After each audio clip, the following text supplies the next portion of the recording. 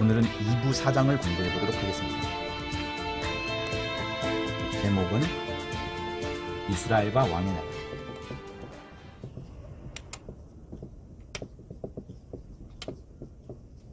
(319쪽에서) 331쪽까지를 공부하겠습니다. 이스라엘 그리고 왕이라는 부분을 깊이 한번 생각해 보셔요. 항상 제목에 많은 키워드가 핵심 내용들이 들어가 있습니다. 우선 침례를 먼저 한번 보도록 할게요. 자, 침례는 제일 중요한 부분은 뭐냐면 예수 그 자신에 관한 부분들인데요. 다윗 왕의 후손이었다는 그 부분을 철저히 끊습니다. 이걸 끊어버리는 겁니다. 그 끊어버리는 과정이 침례인 거예요. 언제 끊겨져요? 침례를 받으면서 끊겨지는데, 그때 하나님께서 이는 내 사랑하는 아들이요 내 기뻐하는 자라 라고 말씀하시죠. 내 사랑하는 아들이요 내 기뻐하는 자라 라고 분명히 말씀을 해버립니다. 곧 더 이상 다윗 왕의 후손이 될 수가 없는 거예요. 이 침례는 하나님으로부터 말미암은 겁니다. 만약에 하나님으로부터 말미암은 것이 아니라면 예수는 여전히 목수의 아들 아브라함과 다윗의 자손으로 계셨던 것이고 여호와라 표현한 천사의 백성이 되었을 겁니다. 그러나 그렇지 않죠. 여호와라 표현한 천사는 청지기로서 역할을 감당했을 뿐입니다. 마치 유모처럼 말이죠. 유모. 이스라엘을 양육했던 유모 같은 자지만 경륜이 차면서 유모가 아니라 이제 후사로서 하나님의 후사가 영원히 다스리게 되는 그 과정인데, 그 과정이 하나의 징검다리로서 침례라는 것이 있었던 겁니다.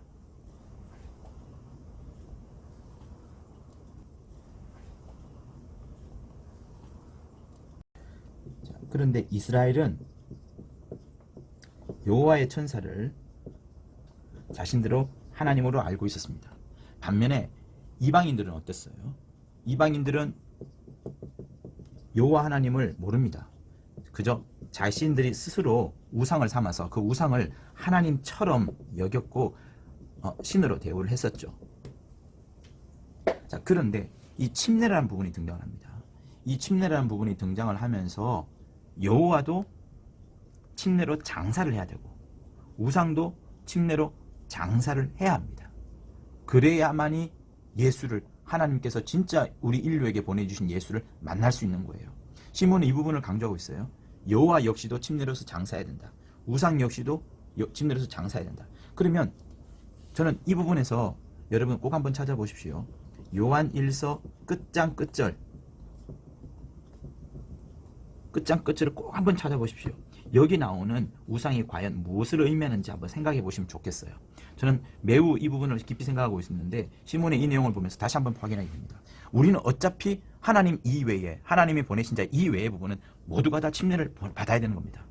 그렇다면 여호와 역시도 이스라엘 사람들에게는 잘못되게 믿는다면, 잘못되게 안다 그러면 우상이 될 수 있는 부분들이고요. 특히 예수께서 오신 이후부터는 여호와는 이스라엘의 하나님이 될 수가 없습니다. 하나님이 될 수가 없다는 부분은 우상과 같은 거예요. 그런 의미에서 요한 1서 5장 20절인가 21절인가를 5장 끝장 끝절을 요한 1서 끝장 끝절을 꼭 한번 여러분 읽어보시면 감사하겠습니다. 그러면서 성경은 또 뭐라 그래요? 침례를 통하여서 옛것과 또 옛사람과 그리고 유전된, 우리 조상으로부터 유전된 망령된 행실에서 자유롭도록 장사 지내는 것 역시도 침례라고 말을 합니다. 자, 이 침례가 중요한데 이 침례 중에서 더 중요한 것은 뭐냐면 예수의 침례입니다. 예수의 침례는 예수께서 뭐라고 말씀하셨죠? 나 받을 침례. 나 받을 침례를 한마디로 말하면 십자가입니다. 죽음을 말하는 거겠죠. 그러나 너무 바로 이렇게 급격하게 나가버리면 재미가 없을 것 같고요. 자, 나 받을 침례에 대해서 예수님께서 두 번을 말씀하셨어요. 누가복음 12장 50절에서 내가 받을 침례가 있는데 내 답답함이 얼마나 큰지 너희는 아느냐 라고 말씀하시면서 나 받을 침례에 대해서 말씀하셨고, 그리고 마가복음 10장 58절에서도 제자들한테 이야기합니다. 너희가 내가 받는 침례를 받을 수 있느냐 라고 말씀하시면서 이 침례가 정말로 쉽지 않은 것, 엄청난 사건이라는 것을 예수께서는 계속해서 말씀해 주십니다. 그러나 결국 그는 침례를 받게 되죠. 십자가에서 죽으시고 부활하시는 놀라운 역사를 보여주십니다. 자, 그런데 이 침례는 단 한 번 받는 침례예요.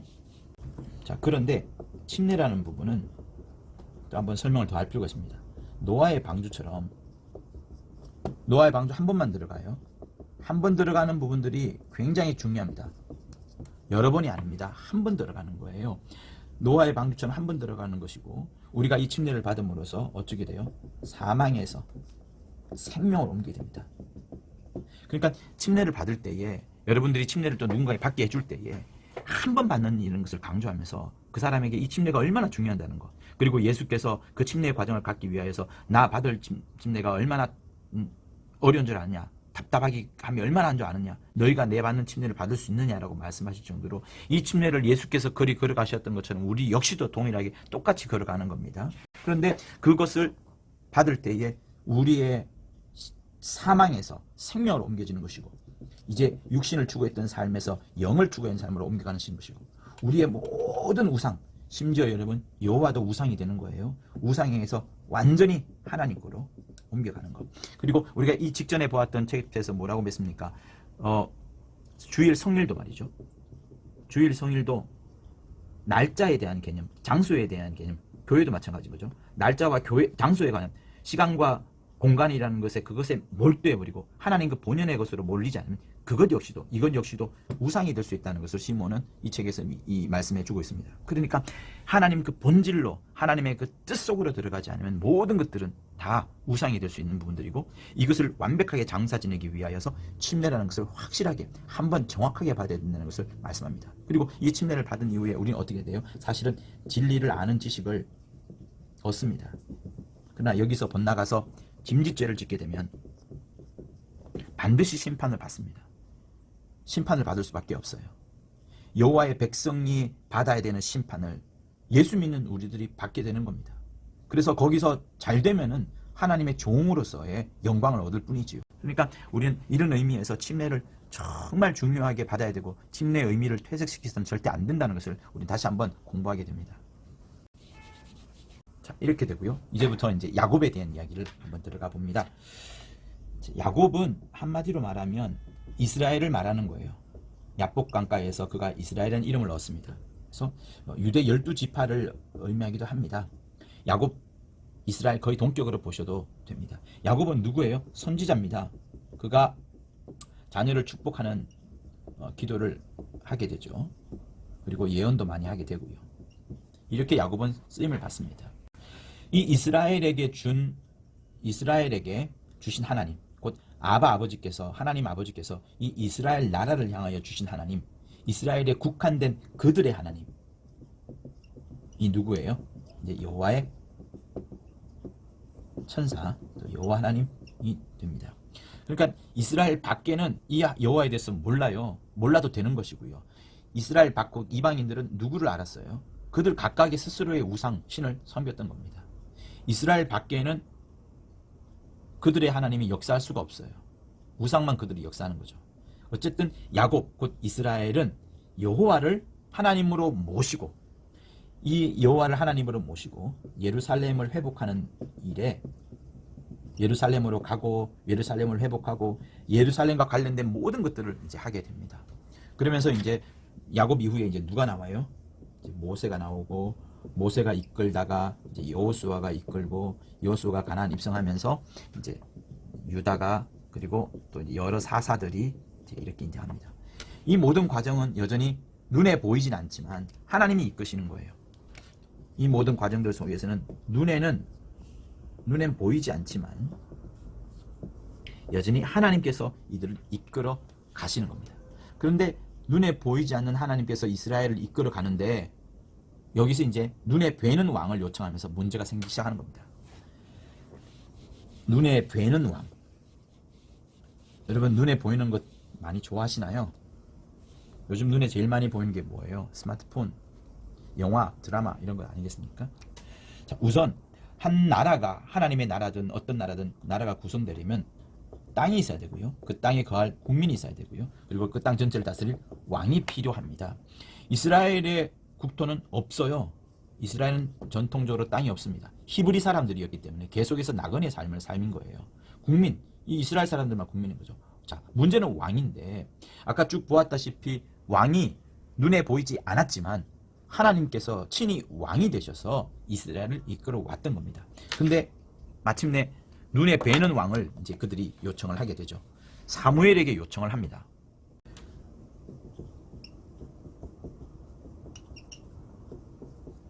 눈에 뵈는 왕을 요청을 합니다.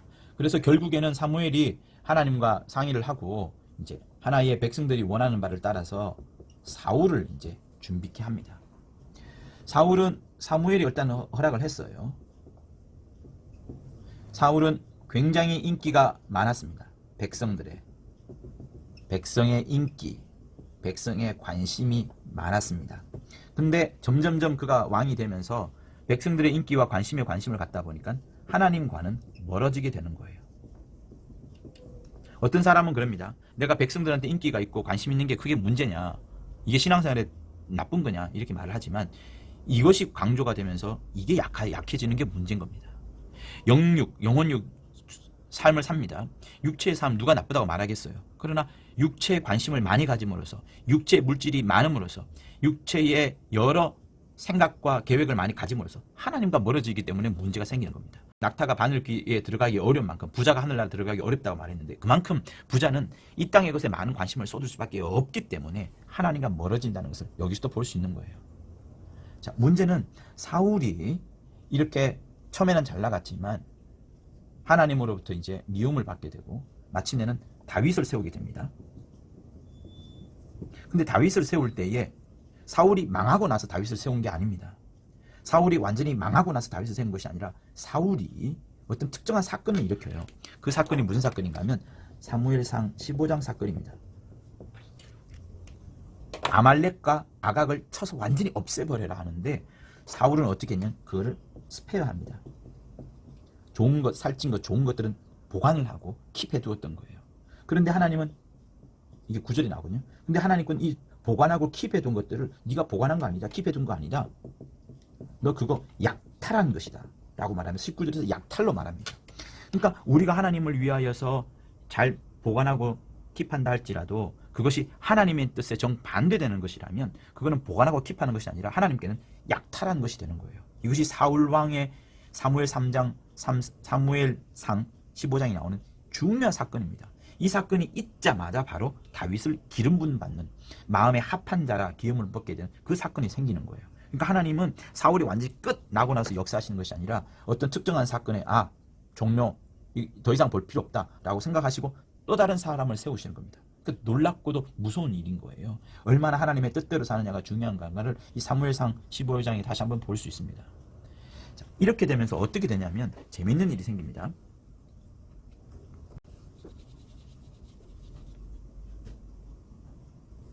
자, 그러니까 한번 이렇게 지우고요.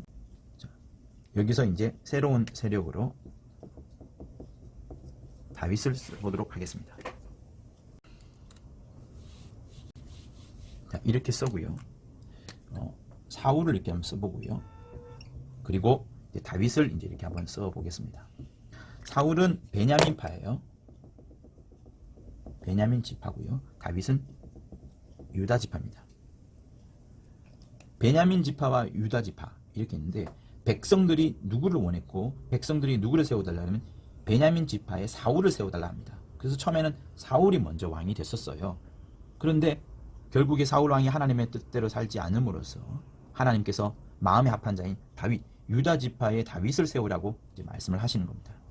그러나 여러분 여기서 재밌는 부분은 뭐냐면 책에 2번 정도 나오는 게 하나님의 뜻밖의 사건.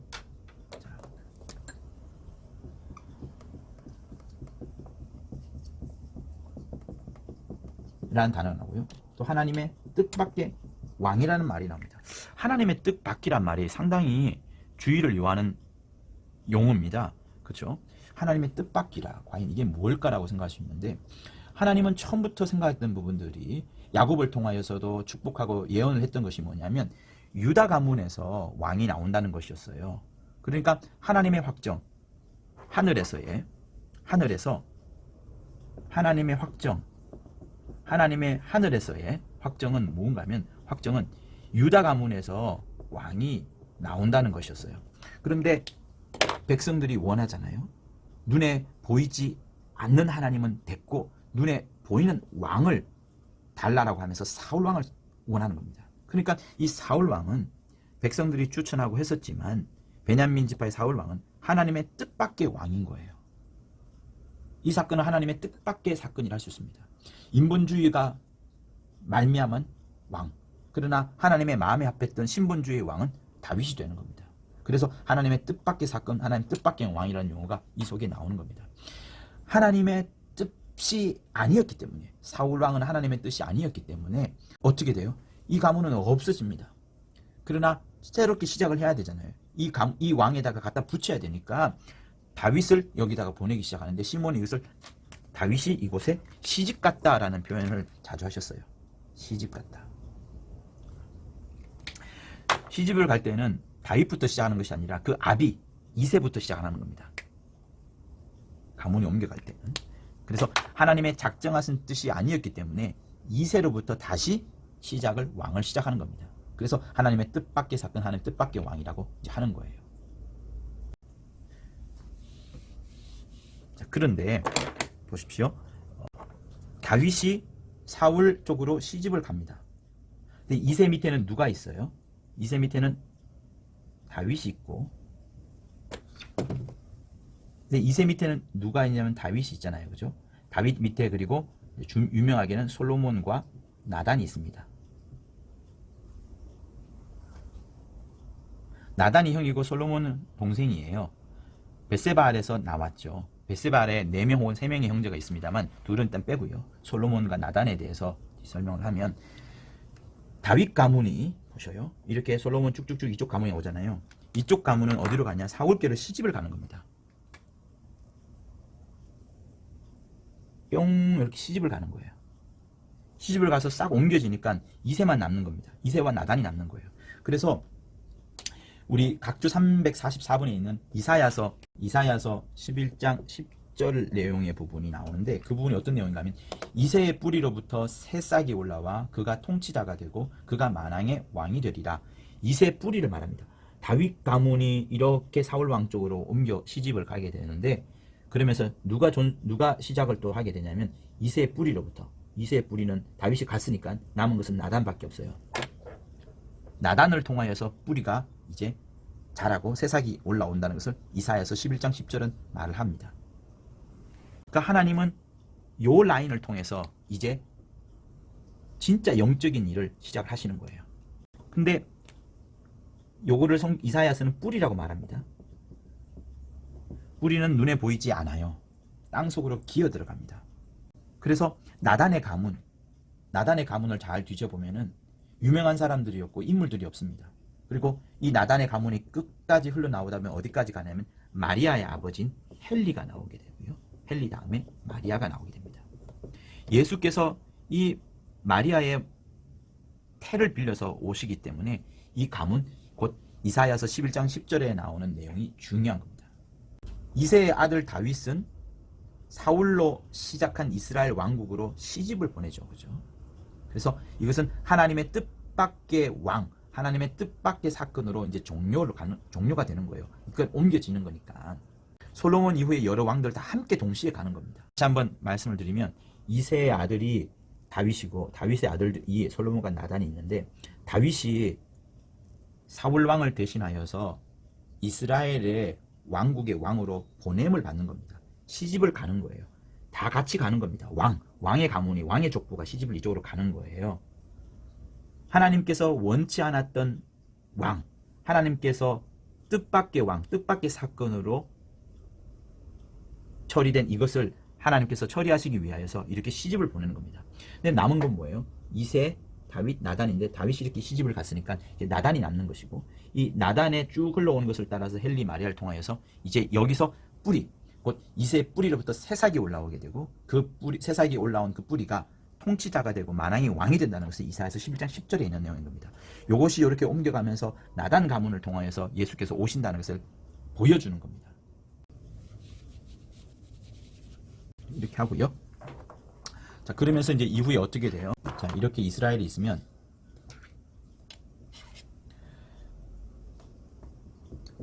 북이스라엘을 이루게 되고요. 여기에 10지파가 이제 옮기게 됩니다. 여기가 예루살렘이고요. 남유다가 되죠. 여기는 2지파가 남습니다.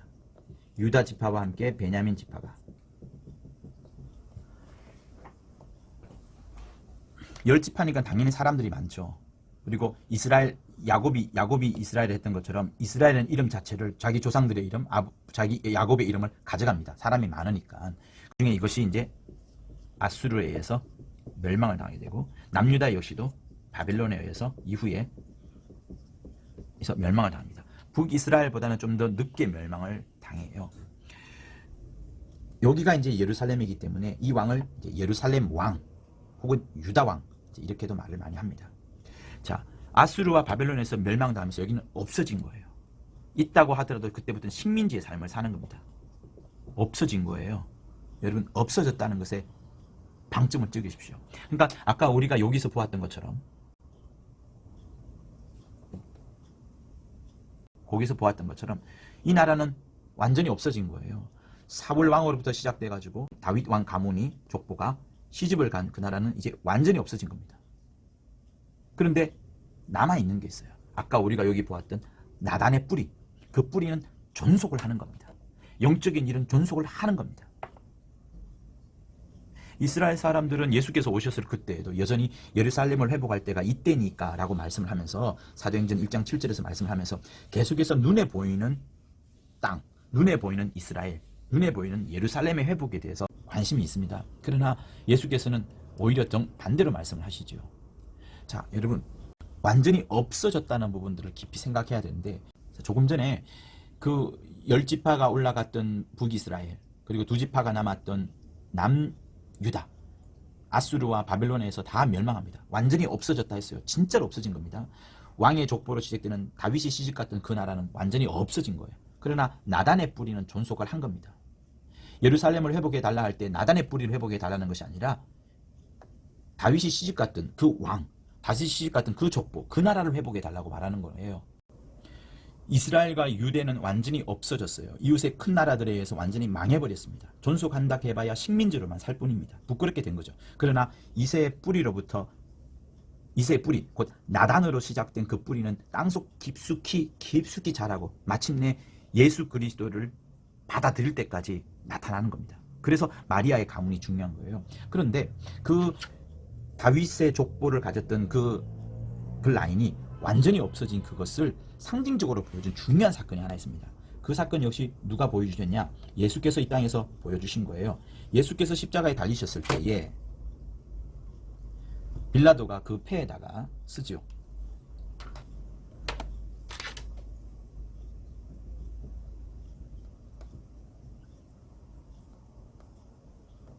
유대인의 왕이라는 패를 씁니다. 그때 대제사장들과 서기관 바리새인들 그룹들은 이 패 이거 빼달라고 말합니다. 그러나 빌라도는 계속해서 그것을 붙입니다. 내 할 바를 했다라고 말하면서 이것을 없애지 않아요. 여러분, 이 내용은 굉장히 중요합니다. 물론 시몬의 영감을 통해서 우리가 또 배운 바이겠지만 첫 번째는 뭐냐면 정말로 진실로 유대인의 왕이 죽었다는 것을 선포하는 겁니다. 유다 왕, 이스라엘 왕, 북이스라엘 남유다 왕 완전히 죽었다. 정말로 죽었다는 것을, 완전히 끝나버렸다는 것을 말씀을 합니다. 그러나 이 유대인의 왕이 죽었지만, 그리고 예수께서 직접 죽었지만 만왕의 왕이 오셨고 나타나셨다는 것을 이제 역시 또한 말씀을 하는 겁니다. 어디서요? 십자가에서.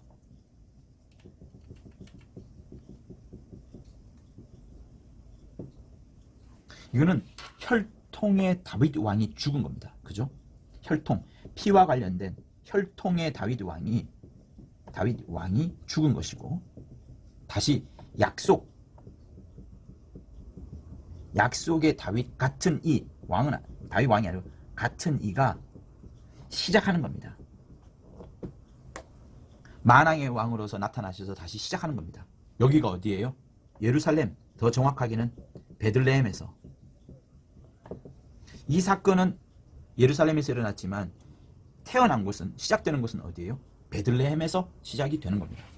그래서 주 예수께서 반드시 베들레헴에서 태어나야 할 절대적 이유가, 이곳이 이제 다윗, 아까 말했던 혈통의 다윗, 약속의 다윗처럼 다윗이 태어난 곳이기 때문인 것이고, 다윗이 이스라엘 왕이 되었으니까 이스라엘을 통치하면서 다스릴 때는 앞으로도 다윗 출생지에서 태어날 그가 전통성을 가지고서 다윗과 같은 약속의 사람, 다윗과 같은 메시아란 자가 반드시 베들레헴에서 출생한다는 것을 말씀하는 겁니다. 그래서 유대인의 왕이라는 이 곁에 붙는 것이 매우 중요한 거예요.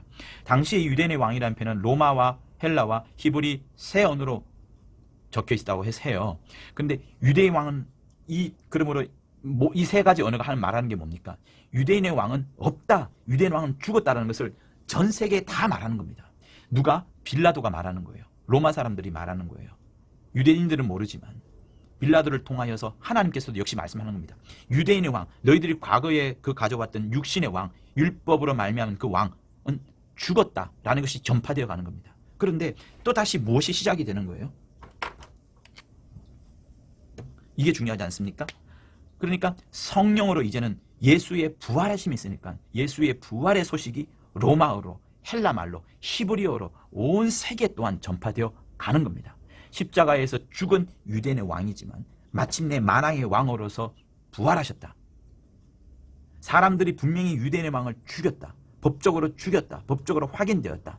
세상이 다시는 그를 기억하지 못할 것이다.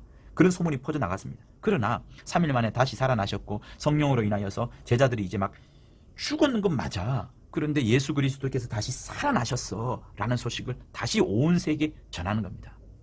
사람들이 입술을 통하여서 유대인의 왕이 죽었다는 것이 전파되었던 것처럼 로마어, 헬라어, 히브리어로 반대로 이제는 복과 복음의 전달자인 제자들이, 복과 복음의 전달자인 우리들이 예수의 부활을 계속해서 말해야 된다는 사실을 또한 이 패에서 또한 알 수 있는 겁니다. 그러니까 영광의 이 기쁜 소식을 전하는 것은 사람의 목소리로 전하는 것이 아니고 성령의 목소리로 이 영광의 기쁜 소식을 전해야 되는 거예요. 이 성령의 소식을 누가 막을 수 있겠습니까? 아무도 못 막습니다. 성도들이 불순종만 하지 않는다 그러면 이 승리의 소식은 반드시 땅끝까지 흘러갈 겁니다. 그래서 목이 터져라 외치면서 피 흘리까지 싸워서 이기고 승리하면서 우리가 해야 될 바는 다시금 주 예수께서 음부의 권세를 깨뜨리시고 무덤에서 나오셨고 우리 역시도 믿는 우리 역시도 그렇게 된다는 것을 전하는 복과 복음의 전달자가 되어야 된다는 것을 저는 또다시 이 유대인의 왕이라는 교회를 보면서 다시 한번 생각이 든 겁니다. 자, 이렇게 해서 우리 4장 이스라엘과 왕의 나라는 마무리하도록 하겠습니다. 감사합니다.